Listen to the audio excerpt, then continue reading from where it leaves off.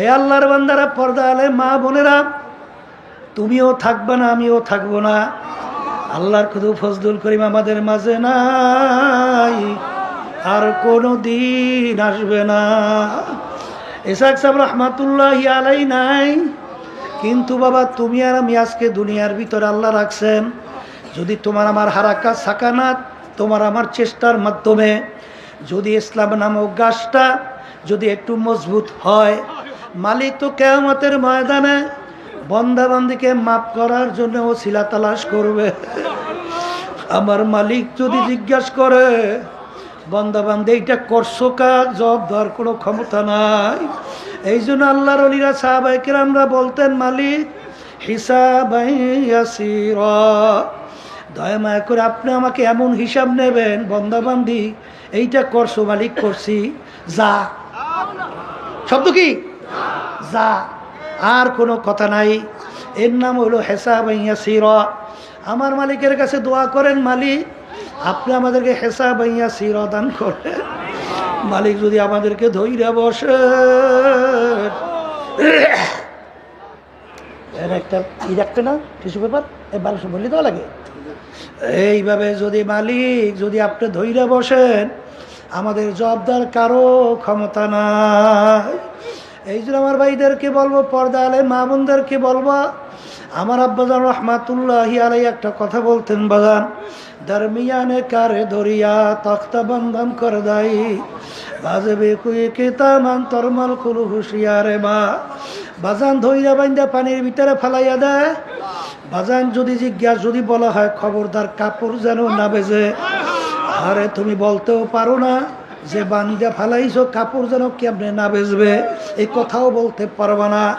হ্যাঁ, আমাকে যখন বাইন্দা পানিতে ফালাইছে, হুকুম করছে আমার চেষ্টা করা কাপড় যেন না বেজে। আমার চেষ্টা করলে তো যে আমাকে হুকুম করছে সে তো দেখে যে আসলে আর কোনো শক্তি নাই, কিন্তু আমার হুকুমটা কিভাবে পালন করছে, কিভাবে চেষ্টা করছে, এইটাই শুধু দেখা। এই আল্লাহর বান্দারা, পর্দা আলে মা বোনেরা, আল্লাহ পর্যন্ত বান্দাবান্দি তার নিজের ক্ষমতায় পৌঁছা, এটা কোনোদিন সম্ভব না। কিন্তু আল্লাহু ইউদাইফু লিমান ইয়াশা, আমার মালিক যার উপরে দয়া মায়া নজর আইসা যায়, ওই বান্দাবান্দির জন্য মুহূর্তে সব পায়। এই জন্য আমার বাজানদেরকে বলবো, পর্দা আলে মা বোনদেরকে বলবো, আমার মালিক তো শুধু তোমার আমার বাহ্যিক আমলের দিকে তাকাইয়া থাকে না, আমার মালিক তোমার অন্তরের দিকে তাকাইয়া থাকে, কলবের দিকে তাকাইয়া থাকে, যে বান্দাবান্দির দিলের অবস্থা কি। আর সবসময় মালিকের কাছে দোয়া করা, যে মালিক আপনি যদি দয়া মায়া করে আপনার কুদরতি কোলেটাই না জাগা না দেন, আমাদের কোনো উপায় নাই। এইভাবে বন্দা যখন সারেন্ডার হয়ে মাওলার কাছে সুপর্দ করে, ওই বন্দাবান্দির জন্য আমার মালিক যথেষ্ট হইয়া যায়। বাজার আমাদেরকে মালিক বানাইলেন তার ইবাদতের জন্য, অন্যান্য মাখলুকাতগুলো মালিক বানাইলেন তার আমাদের জন্য। আমার মালিক তাকাইয়া তাকাইয়া দেখে, বন্দাবান্দি আমি তোদেরকে বানাইলাম আমার ইবাদতের জন্য, অন্যান্য মাখলুকাত বানাইলাম তোদের জন্য। আমি তোর বিচার চাইয়া চাইয়া দেখি, তুই গাবি গরু পালু দুধ খাওয়ার জন্য, গাবিতে দুধ দেবে, বাচ্চা হবে, বংশ বিস্তার লাভ করবে। এখন বাচ্চাও দেয় না, দুধও দেয় না, তুই গরুটাকে শোয়াইলি, ছুরি ধার কইরা জবাই করলি, এরপর চামড়া খুইলা গোস্ত পাক করে নিজে আত্মীয় স্বজন নিয়ে খাইলি। খা বান্দাবান্দি, তোর এক কাজে লাগে না অন্য কাজে লাগাইলি, খা, তোর জন্যই আমি বানাইলাম। আম গাছ লাগাইলে আম খাওয়ার জন্য আম দেয় না, আমি তোর বিচার চাইয়া দেখি আম গাছ কাটলি, তক্তা তৈরি করলি, অন্ন দিয়া লাকড়ি তৈরি করলি, আগুন জ্বালালি, ভাত তরকারি পাক কইরা খাইলি। খা বান্দাবান্দি, আমি তোর জন্যই বানাইলাম। এক কাজে লাগে না অন্য কাজে তুই লাগাইয়া দিলি। এখন তোর বিচার তুই কর, তোকে আমি বানাইছিলাম আমার ইবাদতের জন্যে, আমি তোর বিচার চাইয়া চাইয়া দেখি। হজরের সময় মুয়াজ্জিন আমার পক্ষ থেকে তোকে দাওয়াত দেয়, আসসালাতু খায়রুম মিনান নাওম, ঘুম হইতে নামাজ ভালো। আমি তাকাইয়া দেখিলাম কম্বল পাইয়া তুই নাকটাই না মুড়া দিয়া তুই ঘুমাও। তুই আমার হুকুম পালনের জন্য তোকে আমি মসজিদে নামাজে পাই নাই, তোকে আমি ফজরে নামাজে পাই নাই, জোহরে তোকে আমি ডাকলাম পাই নাই, আসরে ডাকলাম পাই নাই, মাগরিবে ডাকলাম তোকে আমি পাই নাই, তোকে এশায় ডাকলাম পাই নাই, রমজানে রোজা রাখার জন্য বলছি রাখো নাই, হজ যাকাত ফরজ হলে আদায় করতে বলছি আদায় করো নাই, সুন্নাত তরিকা অনুযায়ী চলতে বলছি চলো নাই, হারাম হালাল তমিজ কইরা খাইতে চলতে বলছি খাও নাই চলো নাই। এক কথায় তোকে আমি বানাইছিলাম আমার ইবাদতের জন্য। তোকে যখন আমার ইবাদতের পাই নাই, এখন তোকে আমি কোন কাজে লাগাবো? তোকে অন্য মানুষ জবাই কইরা খাবে, তাও তো আমি জায়েজ রাখি নাই। এখন তোর বিচার তুই কর, তোকে আমি কোন কাজে লাগাবো? আমার মালিক বলে, বান্দা বান্দি মনে রাখিস, আমার একটা কাজ আছে, আমার একটা চুলা আছে, ওই চুলার নাম হলো জাহান্নাম। আল্লাহ আপনি আমাকে আমাদের সবাইকে মাফ করিয়া দিয়ে। আমার মালিক বলেন, ওরে ওরে খবিস, ওরে নাফরমান, আল্লাহু আল্লাহ বাজান জাহান্নাম আল্লাহ রাব্বুল আলামিন বানাইয়া ফেরেশতাদেরকে বললেন জাহান্নামের আগুন তেজ করো। কারণ আমার সমস্ত নেয়ামত ভোগ করে আমার হুকুম মানে নাই। আমি ওর বিচার চাইয়া চাইয়া দেখি, ওর বাড়ি আল্লাহু আকবার গাবি গরু পালে, বাচ্চাটা এক জায়গায় রাখে, গরুটাকে আর এক জায়গায় রাখে, রাস্তায় গভীরে বাচ্চাটার গলা শুকাইয়া আম্বা আম্বা কইয়া ডাকে। আরে গরু জানে কেমন উত্তর দেয়, বাচ্চারা আমার মালিক তোমাকে আমাকে বানাইছে বান্দাবান্দির জন্যে, বান্দাবান্দি ভোরবেলা দুধ দোহাইয়া নিয়ে যাবে, পরবর্তী যে যা থাকবে খাইয়া মালিকের শুকরিয়া আদায় করবি। আমার মালিক বলে, রে নেমো খারাম, বাচ্চাটাকে আমি দুধ না খাওয়াইয়া তোকে আমি খাওয়াইলাম, কারণ তোর জন্যই আমি বানাইছি। এ বান্দাবান্দি, তোর বাড়িতে মেহমান আসছে, মুরগি গোশত খাওয়ানো লাগবে, কোথায় মুরগি তালাশ কইরা পাও না, আমি তোর বিচার চাইয়া দেখি মুরগি বাচ্চা নিয়ে নামছে, তুই থাবা দিয়া মুরগিটাকে ধরলি, বাচ্চা মাহারা বাচ্চাগুলো চেউ চেউ কইরা কান্দে, মাহারা বাচ্চাগুলো চেউ চেউ কইরা কান্দে। আরে তুই তো মুরগিটাকে ধইরা ছুরির ভিতরে দিয়া জবাই দিয়া তারপর তুই গোশত পাক করে মেহমান নিয়া খাইলি। খা বান্দা বান্দি, আমি তোর জন্যই বানাইলাম। আখারে আরে ফেরেশতারা, এই আগুনে হবে না, আগুন আরো তেজ করো। 1000 বছর পর্যন্ত আগুন তেজ করতে করতে হাত্তা মাররাত, আগুন একেবারে লাল হইয়া গেল, লাল লাল টক টক করে লাল হইয়া গেল। আমার মালিক বলে, আগুনে হবে না, আগুন আরো তেজ করো। আমি ওর বিচার চাইয়া চাইয়া দেখি, এই আগুনে হবে না, ওর জন্য আগুন আরো তেজ করো। আবার 1000 বছর ধরে আগুন তেজ করতে করতে আগুন আকারে সাদা দবদবে হয়ে গেল, এই আগুনে হবে না, আরো তেজ করো। 1000 বছর পর্যন্ত আগুন তেজ করতে করতে হাত্তা সোয়াদ্দাত, আগুন একেবারে কালো অন্ধকার হইয়া গেল। জাহান্নামের আগুন এখন এরকম কালো অন্ধকার অবস্থায় আছে। এখন এই আগুন কেমন তেজের আগুন! আমার মালিক কোরআনুল কারীমের ভিতরে বলেন, নারুল্লাহিল মুকাদাতুল্লাতী তাত্তালিউ আলাল আফইদা, জাহান্নামের আগুন এমন তেজের হবে, শরীরের যে কোনো জায়গায় লাগার সঙ্গে সঙ্গে ওই আগুন কলিজা পর্যন্ত পৌঁছে যাবে। আল্লাহ আপনি আমাকে আমাদের সবাইকে মাফ করিয়া দিয়ে।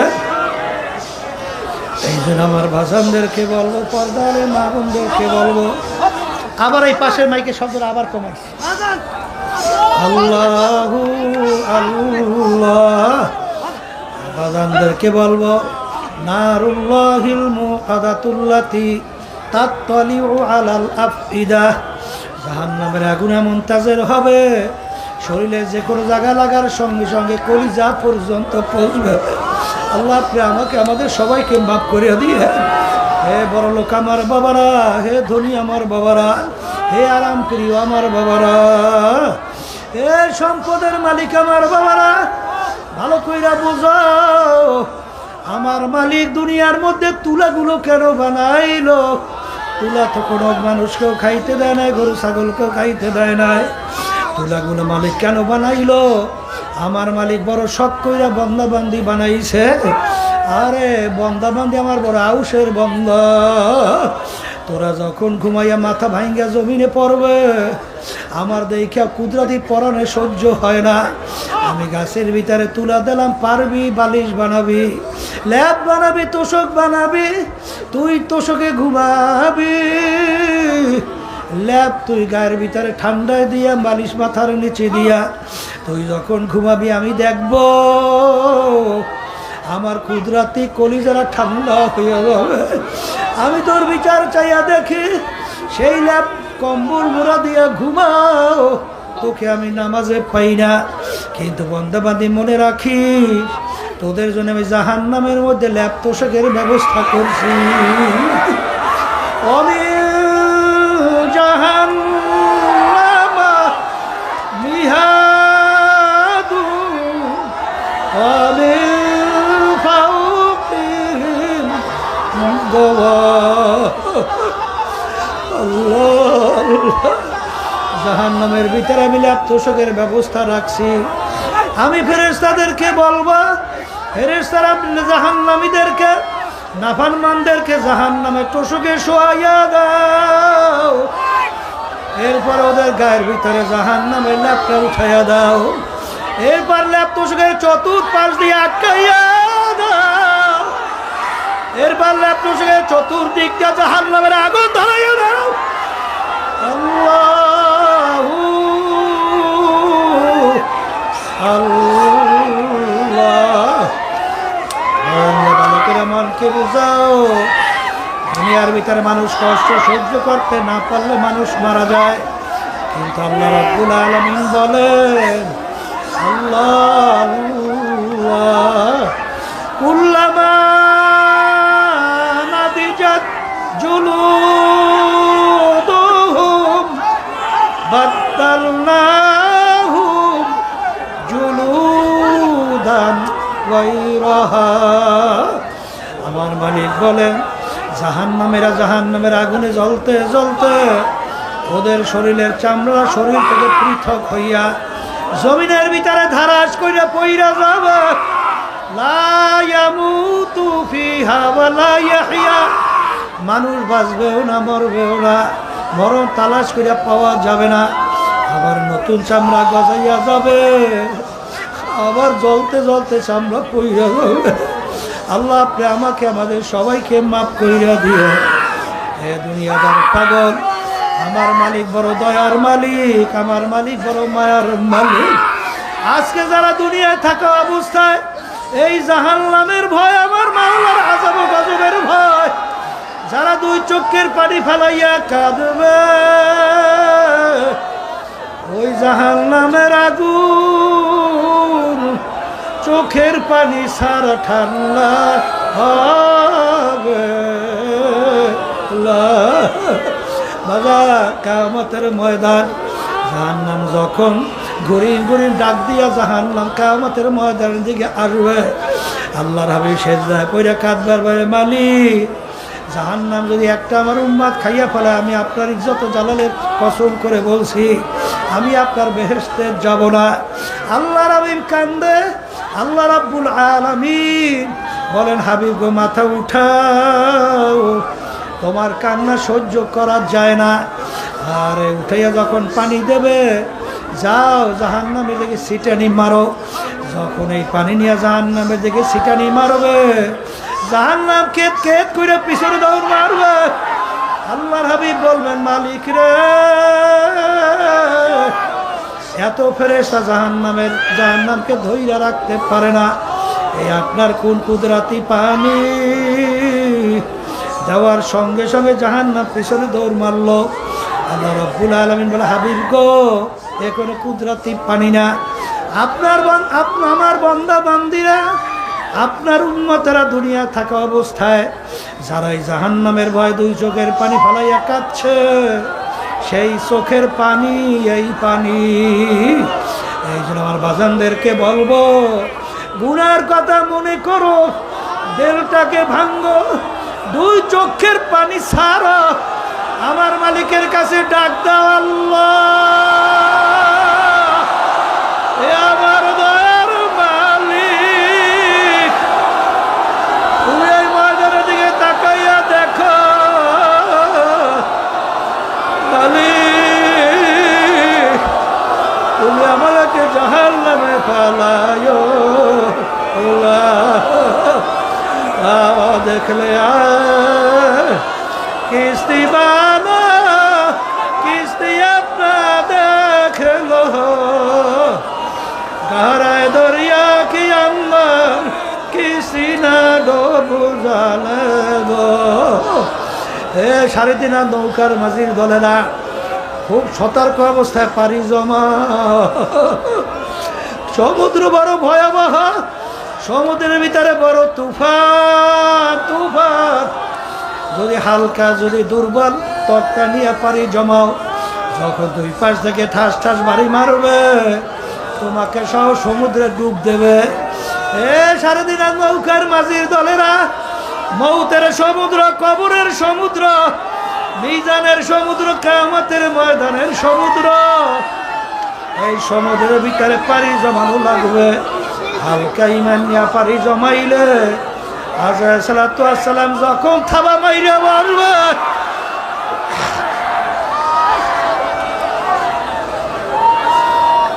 ওই থাবায় হালকা ইমান টেকবেও না, আর বুঝি আমার মাসুক মাওলাকেও পাওয়া যাবে না।